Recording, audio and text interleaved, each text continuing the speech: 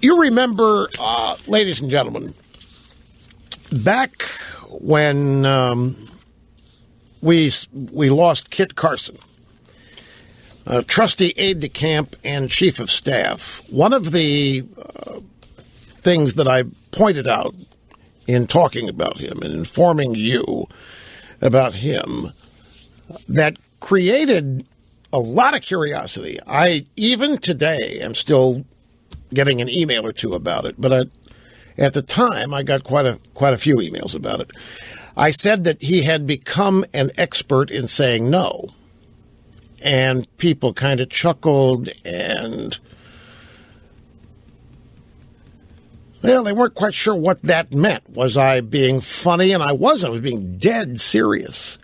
And I went on to describe how there's an art form. It is an art form, how to say no, when to say no, which is pretty much, as far as I'm concerned, all the time, and how difficult it is to do. Nobody is raised to say no. We're all raised to say yes. To say no is to be a problem. Uncooperative, unwilling.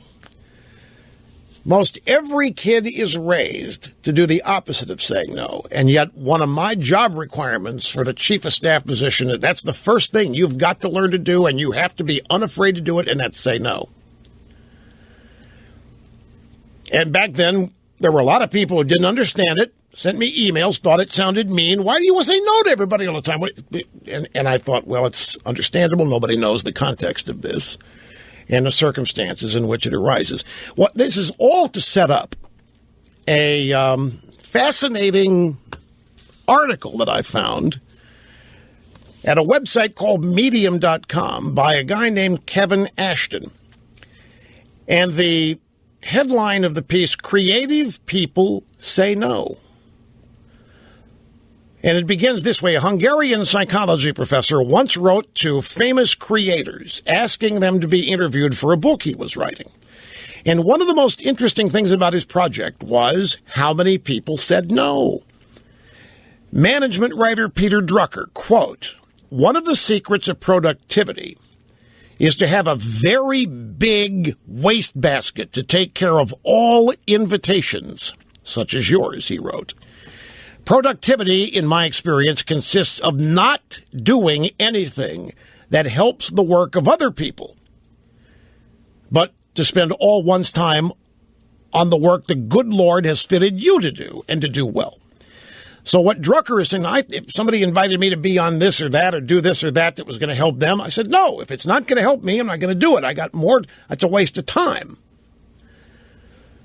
Secretary to the novelist Saul Bellow replied to the request by saying, "Mr. Bellow informed me that he remains creative in the second half of his life, at least in part because he does not allow himself to be a part of other people's studies."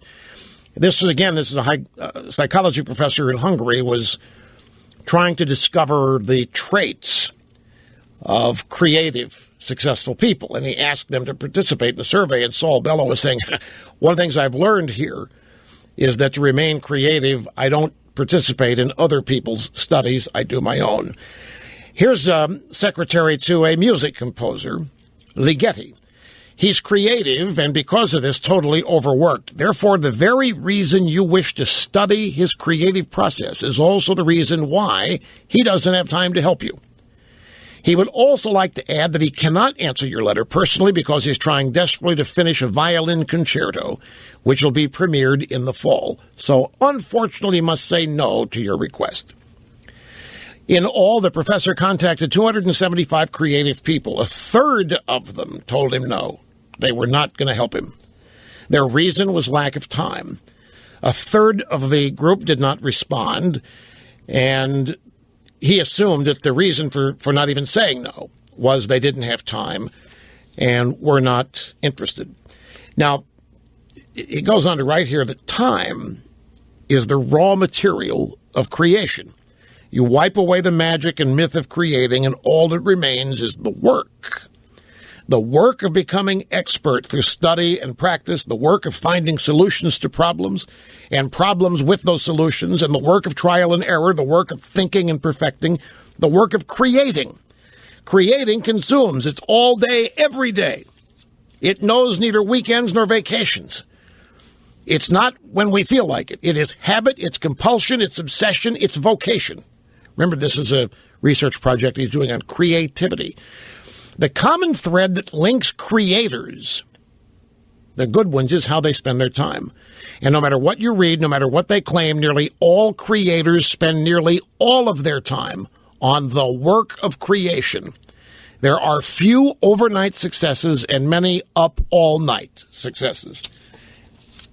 And they all say no, almost all the time. Well, there you go. There you go.